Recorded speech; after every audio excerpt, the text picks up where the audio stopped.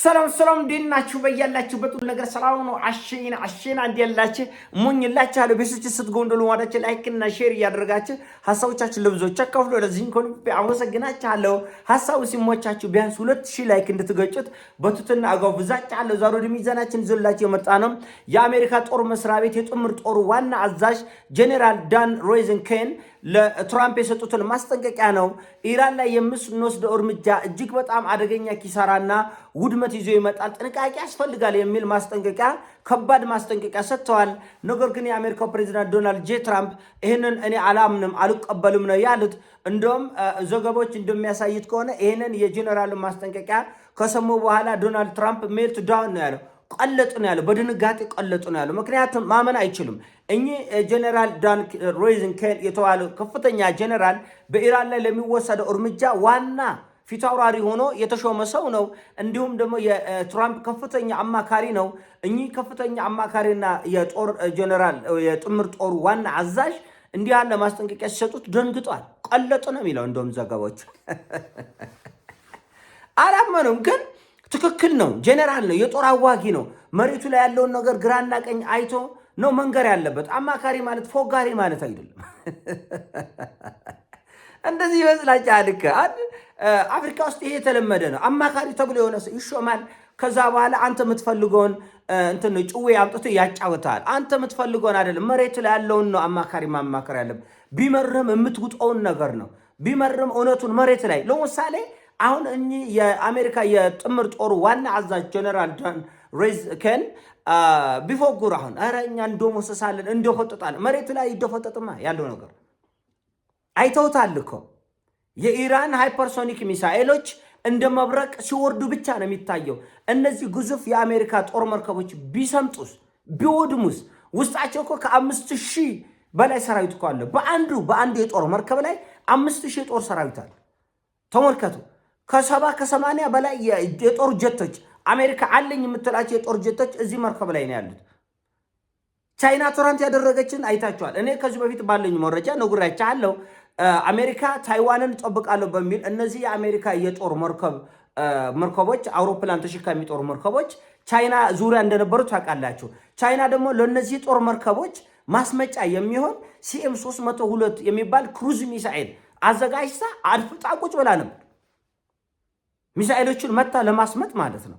አሁን ጦርነቱ ከታይዋን ከቻይና ተነስቶ ወደ ኢራን ሲመጣ ቻይኖቹ እግር በእግር እየተከተሉ ጥል እያሉ ኢራን ደረሱ። ምን ይዘው? ይህን ሲኤም 302 የሚባል ክሩዝ ሚሳኤል ይዘው። ይሄ ክሩዝ ሚሳኤል እንደመጣ ቀድሜ እኔ ከ15 ቀን በፊት ከ20 ቀን በፊት ተናግሬያለሁ። አሁን ቻይኖቹ ብልጦች ናቸው። ይሄ ሲኤም 302 የሚባለው ክሩዝ ሚሳኤል በእርግጠኝነት ከኢራኖቹ ድሮንና ሃይፐርሶኒክ ሚሳኤል ጋር ተደምሮ ይህን የጦር ምንድነው አውሮፕላን ተሸካሚ የጦር መርከብ ያሰምጣል። የዛን ጊዜ ቀጥታ ግጭት ከአሜሪካ ጋር እኔን ከሚያስገባኝ ልሽጥልሽና በቃ አንቺ ግዥኝ በሽያጭ ሰበብ ነው። እሱን ኮቴሽን ማርከስ ትኮትታላችሁ። በሽያጭ ሰበብ አድርገው ለኢራን አስረክቧል። ይሄ መረጃ ትናንት የወጣው ነው። እኔ ግን ቀደም ብዬ እነዚህ አደገኛ ሚሳኤሎች ለኢራን ቻይኖቹ እንደሰጡ አስጠንቅቂያችሁ ነበር። ይቁርታ።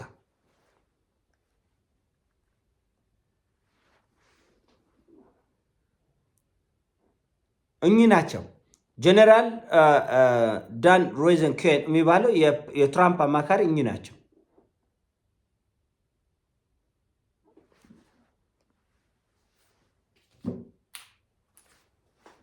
የማይሆን ነገር ሲሆን አይሆንም። እንደ አንድ አማካሪ ማለት የተሻለ ሀሳብ የሚያመጣ ሰውየው መሪው ፕሬዚዳንቱ ጠቅላይ ሚኒስተሩ ደስ የሚለውን ቢሰማ የሚያስደስተውን የሚያስፈነጥዘውን ሳይሆን ቢመረውም እንዲውጣው እውነታውን ነው የምትነግረው። ቢመረውም እንዲውጣው ሊናደድ ይችላል፣ ሊበሳጭ ይችላል፣ ጠረጴዛ ሊመታ ይችላል። እንደውም ከአማካሪነት አልፈልግም ውጣ ሊል ይችላል። ግን አማራጭ የለም። ቢመርህም ነው የምታስውጣው ያለው። ለዛማ ምን ያደርጋል አማካሪ ማለት የጎደል ማሚተው ማለት አይደለም። ሰውየው ባለስልጣን የተናገረውን የሚያስተጋባ የሚያባብለው ልክ ቅዱስ ዳዊት ሳኦልን በበገና እያባበለ እንደሚያስተኛው እንደሚያሳርፈው ማባበያ አይደለም አማካሪነት። አሁን ትራምፕ ይሄን መስማት አይፈልጉም። ሚዲያዎች ሁሉ ጀነራል ዳን እንደዚህ አለ፣ ጀነራል ዳን እንደዚህ ብሏል፣ ውጊያውን ፈርቷል ምናምን። ትራምፕ ምንድነው ያለ? አይ ይሄማ ምርጥ ጀነራል ነው እንደዛ አይልም አለ። ይኸው ራስን ሲያታለው ተመልከት።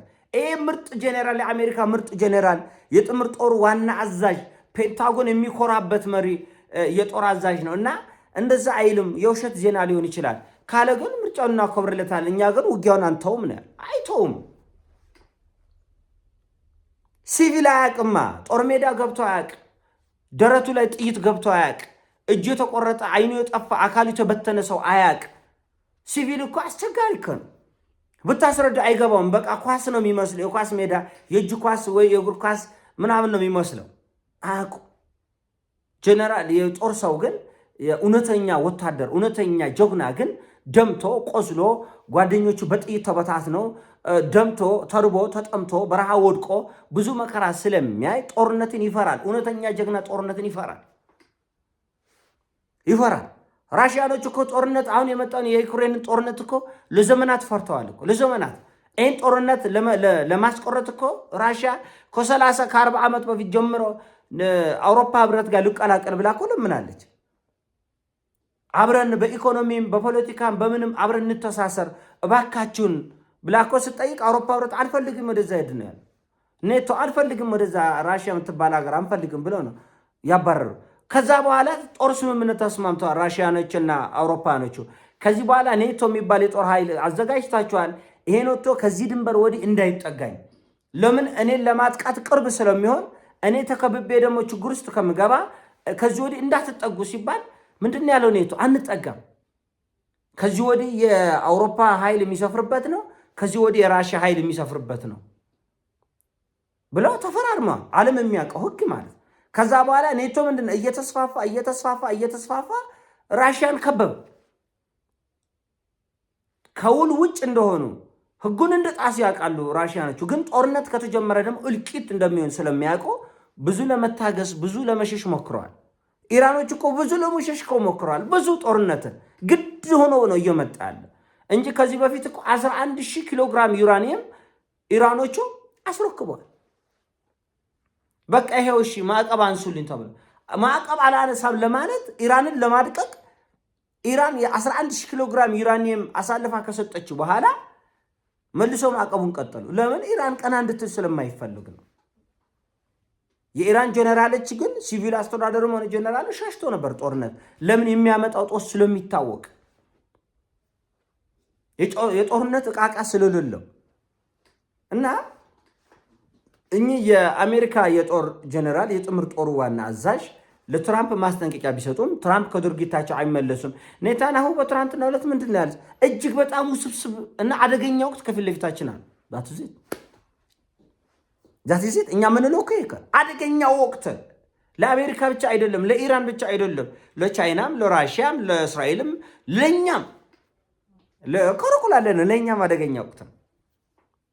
ለእኛም አደገኛ ወቅት ነው። እኛ ጂኒየስ ስለሆነን ገና ነገርዬ ሳይጀምር ከስነ መሰረቱ ጀምራ እያስጠነቀቅን አሁን ራሱ ኔታንያሁም እያመነ ነው። በጣም አደገኛ፣ በጣም እጅግ በጣም አደገኛ ጦርነት ከተጀመረ በኋላ ምን እንደሚፈጠር አታውቅም።